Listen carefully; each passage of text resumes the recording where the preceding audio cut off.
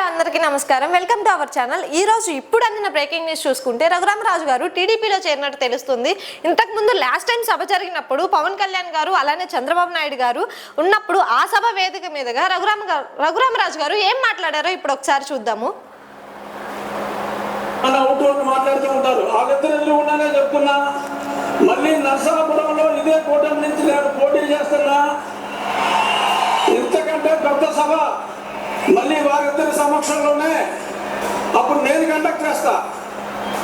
ఇప్పుడు నేను వెనకాల ఉన్నా, అప్పుడు నేను ముందుంటా, నేను కండక్ట్ చేస్తా. ఎందుకంటే ఇప్పుడు నేను ఏ పార్టీలో లేదు కాబట్టి వెనకాల ఉన్నా.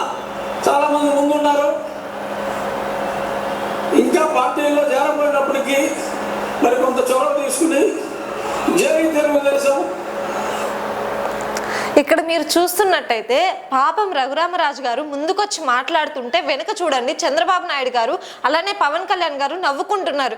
ఎందుకు నవ్వుతున్నారు? అసలు మేమే అనౌన్స్ చేయలేదు, ఇప్పటికీ ఎమ్మెల్యే సీటా ఎంపీ సీటా మేమే అనౌన్స్ చేయలేదు, నీ అందరికి నువ్వే చెప్పుకుంటున్నావు నేను ఇక్కడ నుంచి పోటీ చేస్తున్నాను అని చెప్పేసి నీకు అంత అధికారం ఎవరిచ్చారని వాళ్ళలో వాళ్ళే నవ్వుకుంటున్నారు. అంటే ఆల్రెడీ వాళ్ళకి తెలుసు ఆ సీట్ అనేది బీజేపీ, ఎందుకంటే already TDP party, Janasena party అలానే బీజేపీ పార్టీ మూడు పార్టీస్ కలిసి వస్తున్నాయి కాబట్టి ఆ నరసాపురం ఏదైతే ఉందో అక్కడ టికెట్ వచ్చేసరికి బీజేపీ పార్టీకి వెళ్తుందని వాళ్ళకి ఆల్రెడీ తెలుసు.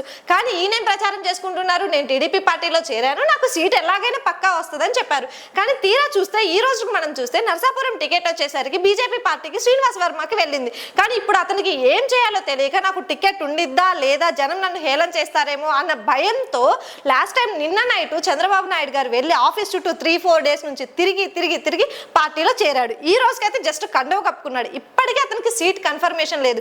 చూసారా?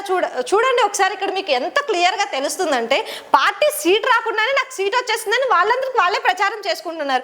ఎండ్ ఆఫ్ ద డే ఏం జరిగింది? ఇంతవాడికి సీట్ రాలేదు. ఏ పార్టీ, జస్ట్ పార్టీ కండవ కప్పుకున్న వ్యక్తి నాకు సీట్ వచ్చింది, నేను ఇక్కడ నుంచి పోటీ చేస్తున్నానని జగన్ ఇష్టం వచ్చినట్టు ఖబర్దారని ప్రశ్నిస్తున్నాడు. అలానే చూడండి, అంత పార్టీ సభ అంట ఈయన నిర్వహిస్తాడంట. ఆయన ఏం చెప్పారు? నేను మళ్ళీ పార్టీ పెడతాను, పార్టీలో జాయిన్ అయ్యి నేను మళ్ళీ సభ కండక్ట్ చేస్తాను అని చెప్పాడు. ఇంతవరకు మళ్ళీ సభ ఏది, అసలు పార్టీ సీఎం అతనికి సీట్ ఏది, ఇంతవరకు ఏమీ లేదు. ఒకసారి మీరే ఆలోచించండి, తెలుగుదేశం పార్టీ వాళ్ళు ఏ రకంగా కుమ్మక్కాయ వస్తున్నారు, ఏ రకంగా 3 పార్టీలను తెచ్చి ఒకే పార్టీ మీదకి ఎలా చేయాలనుకుంటున్నారు. Thank you for watching.